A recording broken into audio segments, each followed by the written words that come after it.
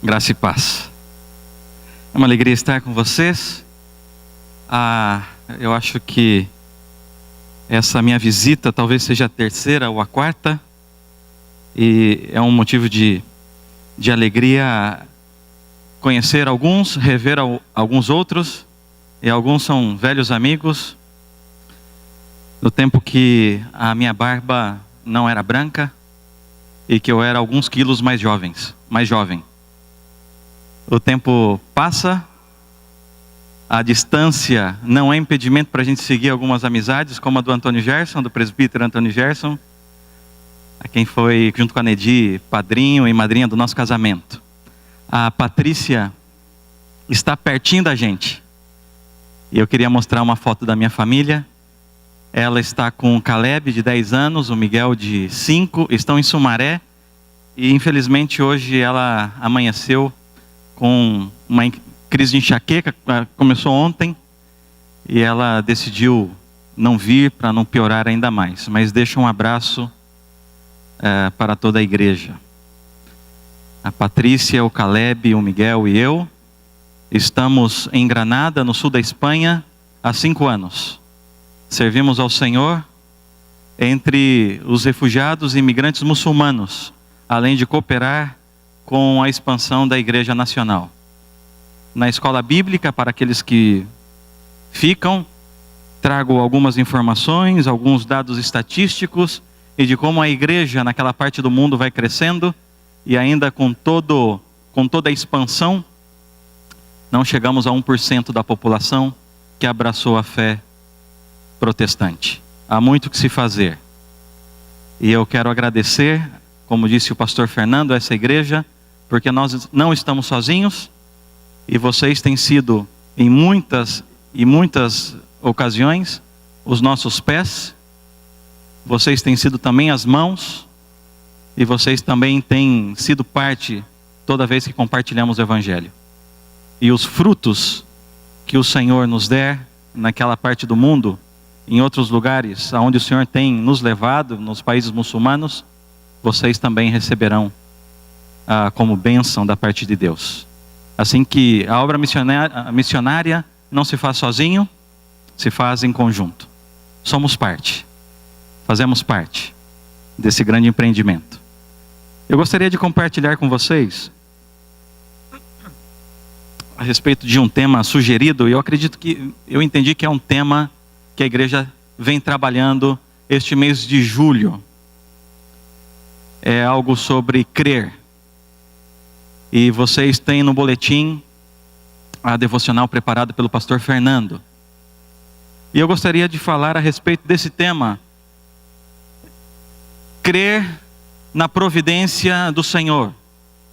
Na verdade, crer na providência é viver em dependência. É viver na dependência dEle. É viver na dependência do Senhor sobre todas as coisas. Tudo que Ele faz, tudo que Ele proporciona, tudo que Ele nos dá, tudo vem dEle. E tudo é para Ele. Agora é importante, nesse mundo pós-cristão, da pós-verdade, especialmente no continente que nós vivemos, e infelizmente isso não vai demorar a chegar aqui, é que muitas pessoas já não creem e já não pensam nessa providência divina. Já não acreditam que Deus pode prover o que nós necessitamos. Deixaram de crer, não acreditam mais em um Deus atuante no mundo e na história. E o mundo está cheio de emergências, não é verdade? Nós somos cheios de emergência. Cada um de nós tem a sua emergência. E quem sabe a minha emergência é mais importante do que a sua emergência. Nós temos uma emergência com os meninos da Tailândia. Vocês certamente estão acompanhando. Que situação mais difícil. E que providência divina foi aqueles mergulhadores encontrá-los numa caverna subterrânea. E o mundo agora acompanha como esses meninos vão sair de lá. Um mundo cheio de emergências. Emergência na imigração. Nunca houve tamanho desplaçamento, não sei se é a palavra correta, tamanho movimento de pessoas no mundo. Nós estamos recebendo milhares de venezuelanos no norte do país. Na costa de Granada, onde eu vivo, recebe diariamente barcos precários com africanos da África subsaariana, em busca de uma qualidade de vida, ou fugindo de fome, ou fugindo de guerras, emergências. E como entender e ver a providência do Senhor em meio a tantas emergências que surgem? Não há dinheiro para chegar ao final do mês. Algumas situações não há gasolina para colocar no tanque do carro. O que devemos fazer diante a tanta urgência, tantas emergências? E se nos lançarmos de uma maneira frenética para tentar arrumar este mundo caótico, este mundo que está no caos? Se trabalharmos freneticamente, como loucos, para tentar frear o aquecimento global, ou tentar frear a corrupção dos políticos locais, nós não devemos nos esquecer do ensinamento bíblico que diz: se não for o Senhor construtor da casa, será inútil trabalhar na construção. Se não é o Senhor que vigia a cidade, será inútil a sentinela montar guarda. É por essa razão, na hora de afrontar a tantos problemas urgentes e dramáticos, pessoais, os de perto e os de longe, necessitamos primeiro orar. A oração é um grande segredo. Orar para ter um coração prudente, para ter um coração decidido, de que o Senhor está nos levando no caminho mais correto. A oração realmente é a porta para entendermos as providências do Senhor. A oração nos ajuda a romper os medos, a oração nos ajuda a trabalharmos com mais intenção num trabalho que glorifica o nome do Senhor. Muitos homens e mulheres no tempo de hoje, nos dias de hoje, já não pensam mais na providência do céu, nos milagres, nas providências. E quando falamos providência, quem sabe muitos de nós pensamos numa providência econômica, mas o Senhor provê muitas coisas e de distintas maneiras. Ele nos provê a saúde, Ele nos provê o ar que entra no nosso pulmão, Ele nos provê levantarmos da cama para um dia de trabalho. O Senhor é um Deus provedor. E na realidade, queridos irmãos, somente há sentido no esforço de fazer o bem e no esforço de fazer a justiça, desde quando haja esperança e desde quando haja a certeza de que Deus existe, é real, é um Deus de perto e que age continuamente.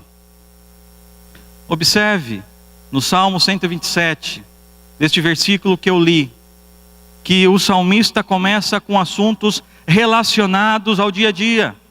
Ele fala de moradia, ele fala de segurança, ele fala de trabalho. Ele quer, através de exemplos do nosso cotidiano, chegar a um ensino de caráter mais geral para cada um de nós. Ele fala da construção de uma casa que é abrigo, que é proteção. Ele fala de uma cidade, de proteção a uma cidade para que aquelas pessoas possam viver em paz. Ele fala de trabalho, ele fala do esforço para prover o que é necessário para a nossa própria subsistência. E nessas questões que o salmista nos apresenta no Salmo 127, o homem aparece envolvido, os construtores, os sentinelas e aquele que sai para trabalhar e empreender. No entanto, o salmista ele faz um contraponto nos versos seguintes, dizendo: aquele que confia em Deus, que coloca toda a sua confiança nele, com aquele que trabalha com as forças do seu próprio braço. Ele fala de uma inutilidade de viver sem Deus e depois das bênçãos de que é viver na dependência do Senhor, crendo que Ele vai prover tudo quanto nós necessitamos.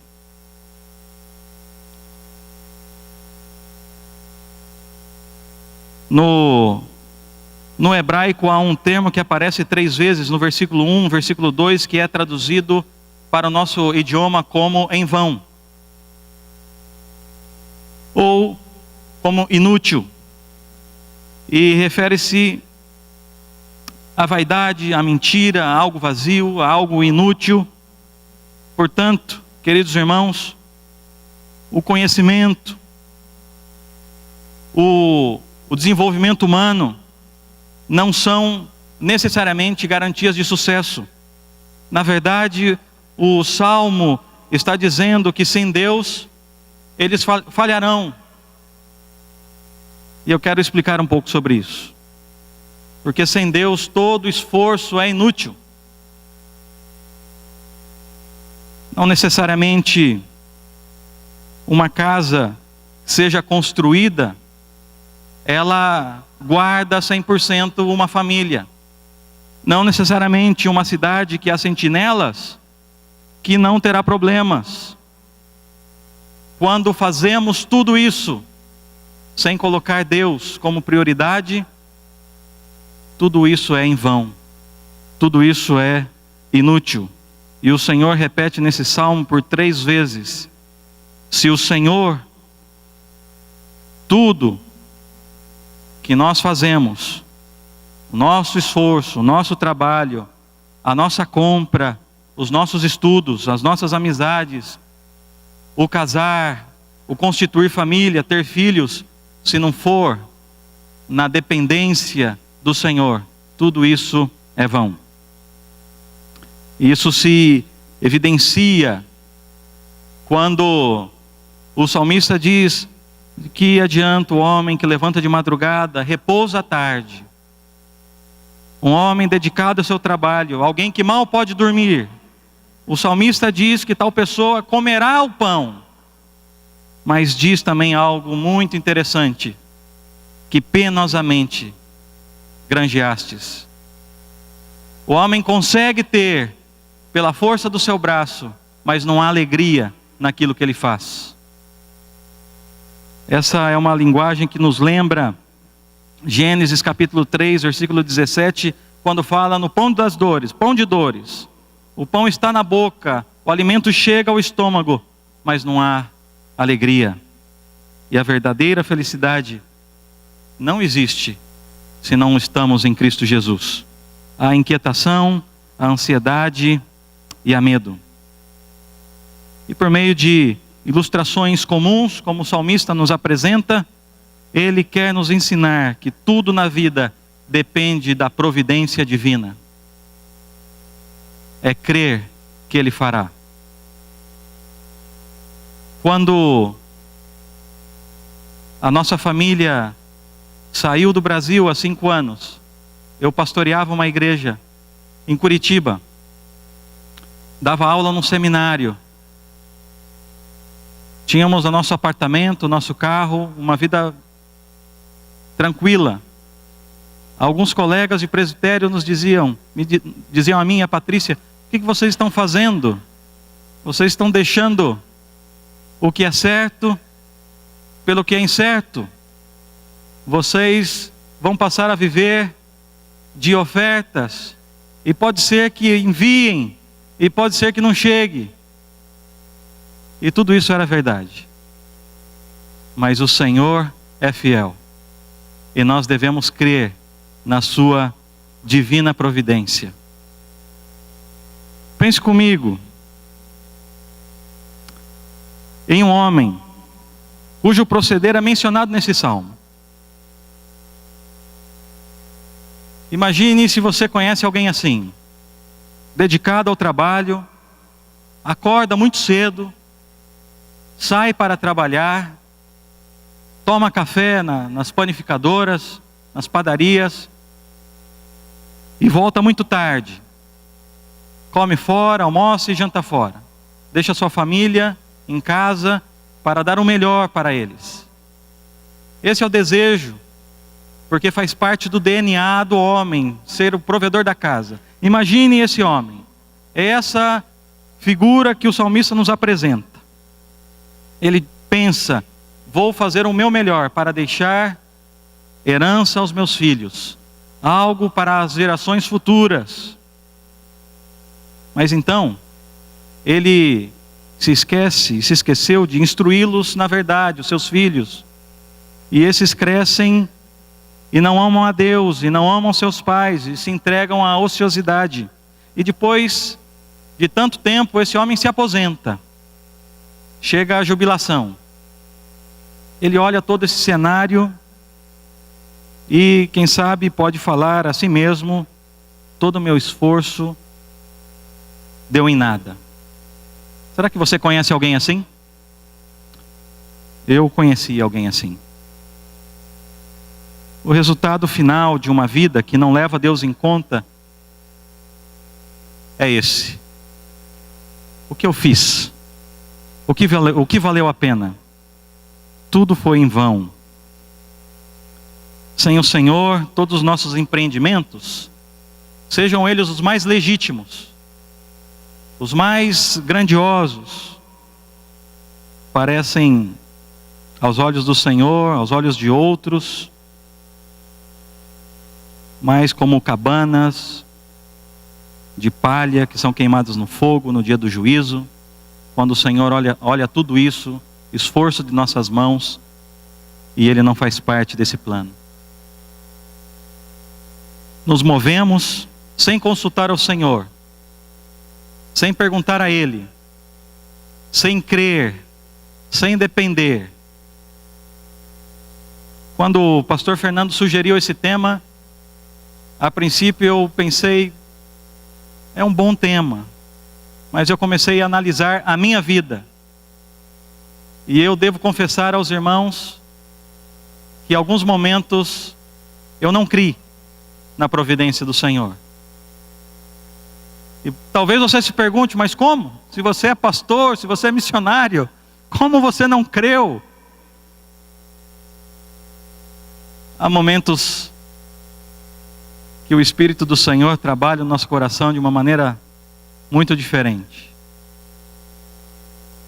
E Ele trata cada um de nós de maneira distinta.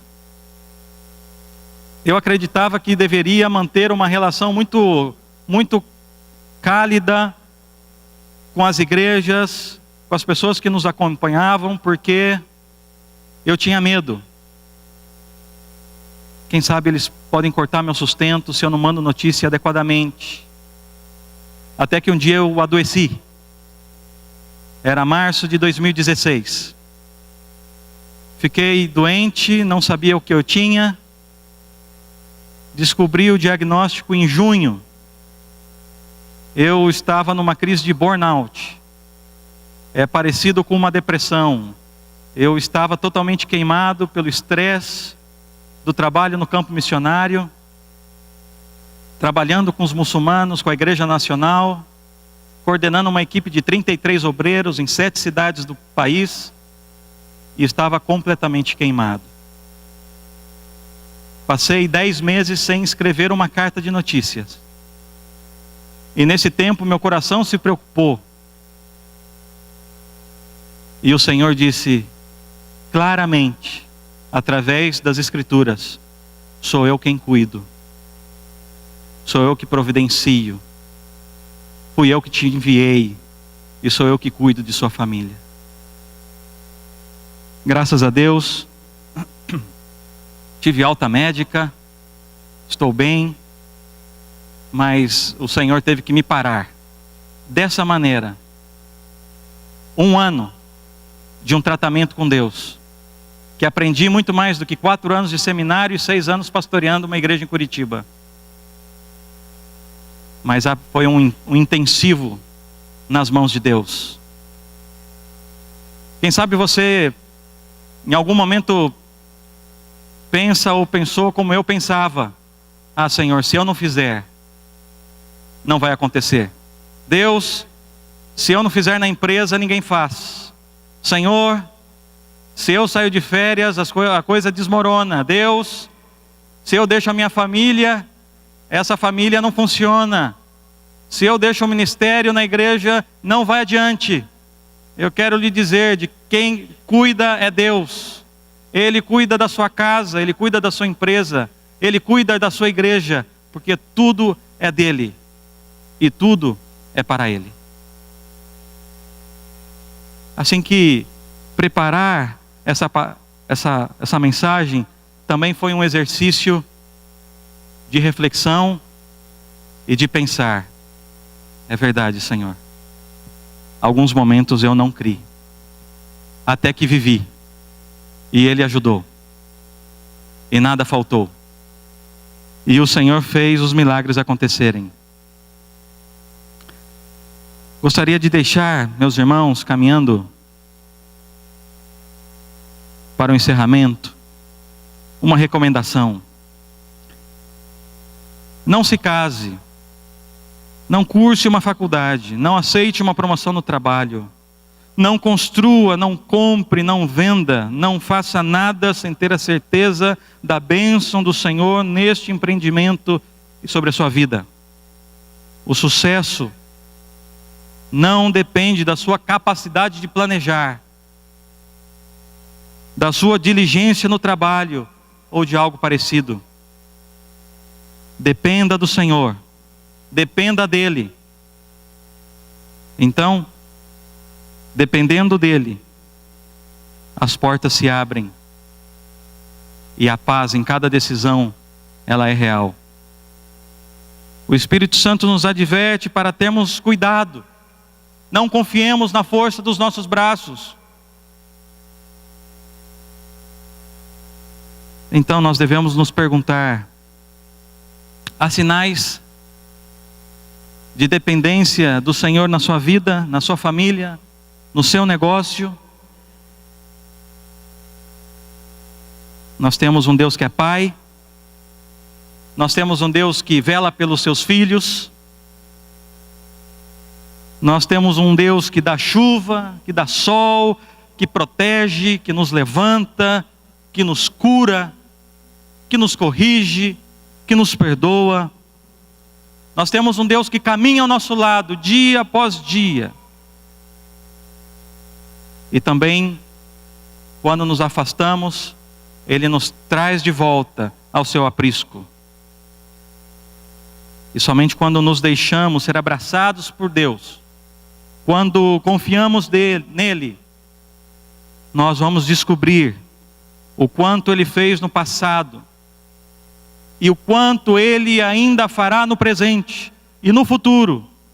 E melhor ainda, seremos capazes de reconhecer que Ele já fez a coisa mais importante: deu-nos o seu único Filho, ofereceu-nos o seu reino e abriu-nos a porta do céu. Amados irmãos, não se esqueça que toda a bênção que desfrutamos vem de Deus. Isso é obra do Senhor, da providência divina. E até o que imaginamos que é fruto do nosso trabalho, do nosso empenho, é do Senhor. É Deus quem constrói, é Deus quem guarda, é Deus quem dá o pão, é Ele que dá os filhos, como diz todo o Salmo 127. Então, se estamos em Cristo, essas bênçãos de Deus estão sobre as nossas vidas. À luz deste Salmo, não há razões para os nossos corações estarem inquietos. E por isso recordamos uma passagem que está escrita em Mateus capítulo 6, que diz: por que vocês se preocupam com roupas?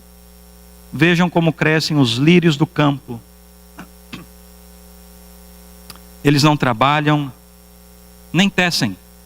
Contudo, eu lhes digo que nem Salomão em todo o seu esplendor vestiu-se como um deles.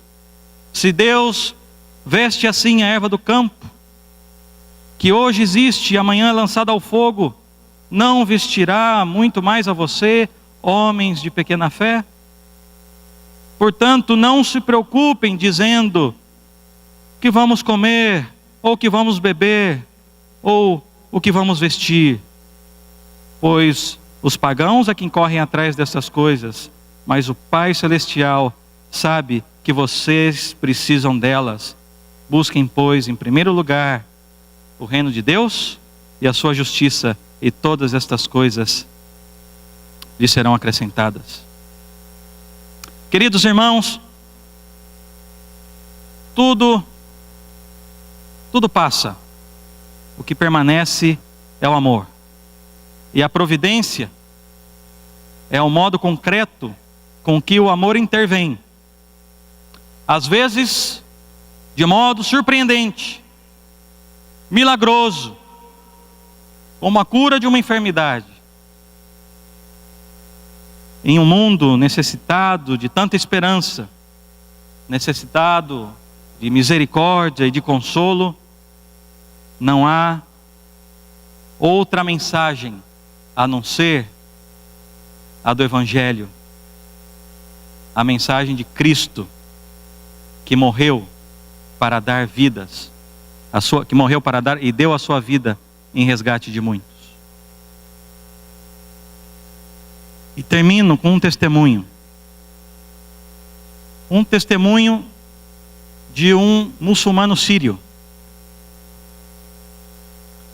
Há pouco tempo estive na Jordânia, num lugar chamado Mafraq, El Mafraq. Está na fronteira com a Síria. Muitas famílias saem do campo de refugiado a um grande campo de refugiado chamado Zaatari.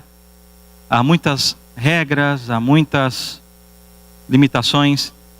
E geralmente saem 2, 3 famílias, às vezes 4 famílias, e alugam uma pequena casa. E visitamos, eu, um pastor jordaniano e um companheiro da Costa Rica. Levávamos mantimentos, roupas, algo de comida. E numa das casas que nós entramos, aquele homem sírio nos disse o seguinte: sempre me ensinaram a não me relacionar com os cristãos. Sempre me disseram que vocês são infiéis.